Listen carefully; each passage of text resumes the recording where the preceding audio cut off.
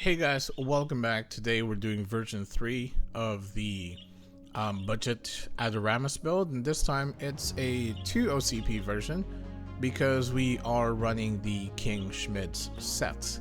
As I said in the previous 2 videos, ME isn't really a popular skill to run at higher levels, but still we are here, and every second I make these videos, the more I regret it. But we're down to the last video. This is, like I said, version 3, and we are still running the Shrine Maiden Hat VCT FCT reduction minus 100%. Very important, even at the start of the build. 5% chance to do from level 1 to level 10 heal when you attack with a physical or magical attack, and obviously plus 9, 120% ME damage, which is very important.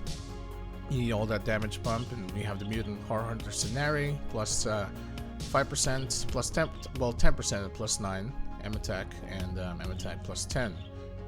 Now we have the King Schmidt's the Guardian Helm here.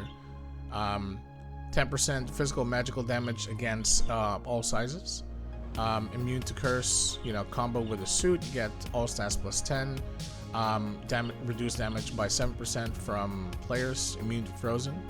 Very important if you're running some dungeons.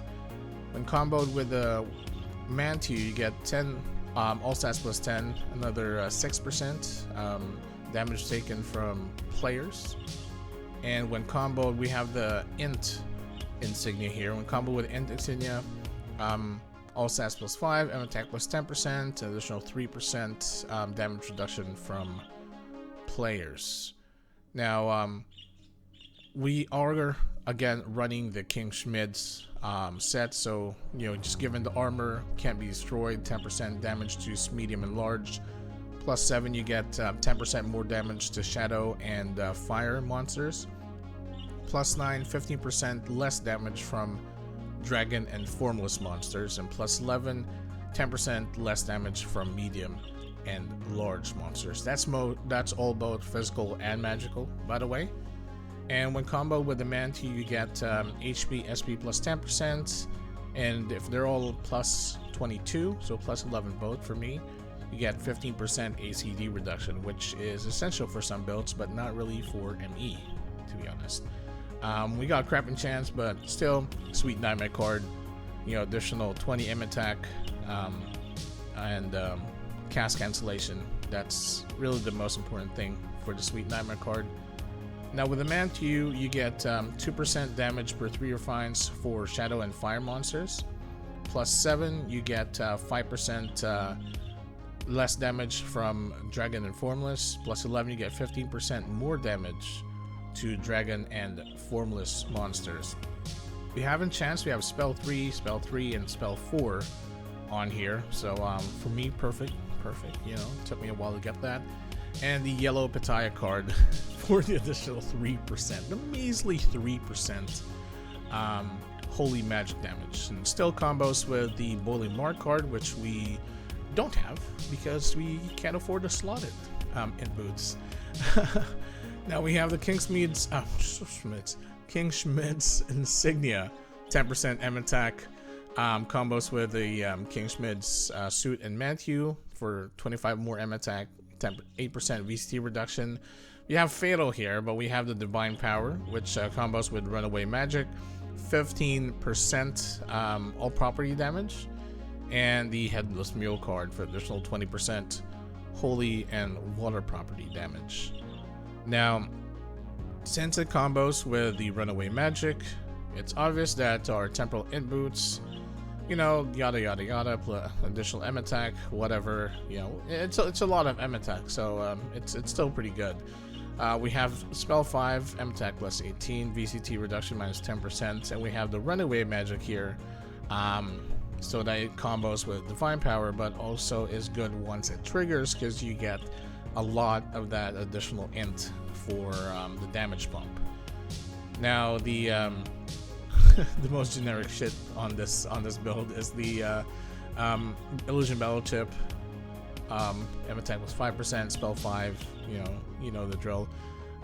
Headless Mule card still 20% holy magic property damage, And finally, the weapon, you know, that we've been using since version 1.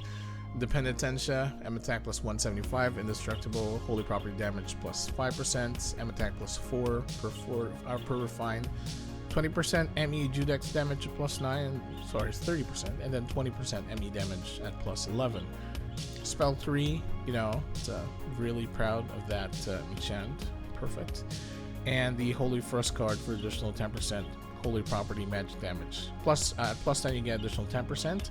We don't get a plus 14 because we are so poor, but still, you know, 20%, well, additional 40% since there's 2. It's pretty good.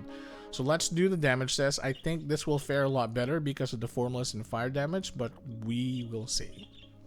Alright, neutral egg this time. They are formless, so I'm guessing we're gonna get a lot more damage. You see? There we go. So we're doing about 120k. So double that would actually mean that we're getting over 200k. Yeah, the additional formless damage is actually kicking in from the King Schmidt set, but yeah, it's not really like a wow thing. Alright, next we're doing the fire egg. I think we're gonna get more damage here just because of the additional fire damage on top of the formless stuff. Yep, I was right. So we're doing about between 120 and 140 normally. We're reaching 300k. That's actually not bad. Yeah, that's better damage compared to the last 2. All right, so pretty happy with the damage we were doing there, just because the King Schmidt stuff does have formless and fire damage, so it actually worked really well, especially with the fire egg. That's why we see that spike in DPS. But at the same time, with the cost of trying to get the stuff, especially trying to get them to plus 11 just to get them to work properly, it doesn't really translate in terms of the damage, you know, with the amount of money that you're going to spend or the amount of time that you're going to spend trying to I guess craft those and enchant them. But yeah, it's sad, and that's also the reason why ME isn't really a popular build if you're on a budget at higher levels. We are going to do a Doramus for next week, so stay tuned for that. I hope you enjoyed this video. This will be the last one for Magnus Exorcismus. If you like it, give it a thumbs up, subscribe to my channel, and I will see you guys next time.